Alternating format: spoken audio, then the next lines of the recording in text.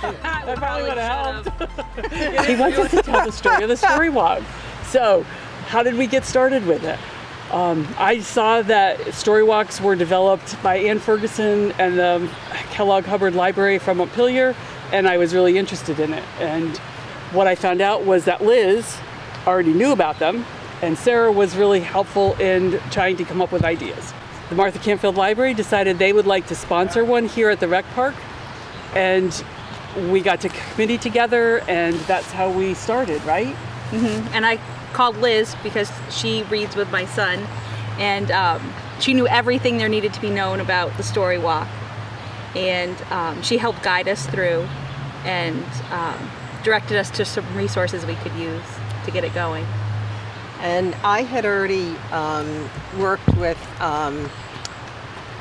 the ABC program, Dina Mallory and Linda Dongan of the Bennington Library and the Bennington Museum, and they had decided that they wanted to do a story walk on the Aiken Wildflower Trail.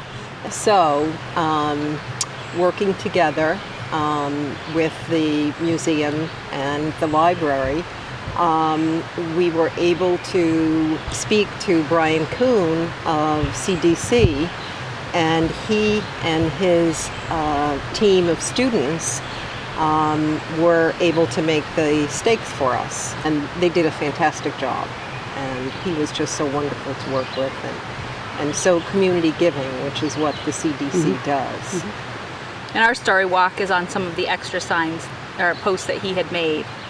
And so we were able to get ours put together for this year at the Arlington Rec Park, and borrowed a story from the Bennington Free Library that they had already laminated. And now our story is up, and you can walk around and read it. I got emails from people saying, I saw the story walk and I love it. One of the reasons we really wanted to do it is because I think Liz says it best. It's a free activity that the community can do together outside, and it encourages reading, which is, of course, we all are from the library, is what we're really trying to get the world to do, is read more. And so they can come and visit the park and play in the playground and go around the nature trail, but also read the story, which I think is really the most important part of it for me. And it's so interactive with their parents. Yeah. And that to me is very important. And they're out in nature. They're also learning about nature via the books and then seeing it in action. But they're working together with their parents. They're doing fun things with them.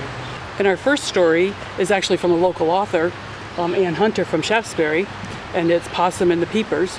And Linda had already, like you said, like Sarah said, had already had it available, and we felt that was a really exciting one to start with. With was to actually focus on a local author.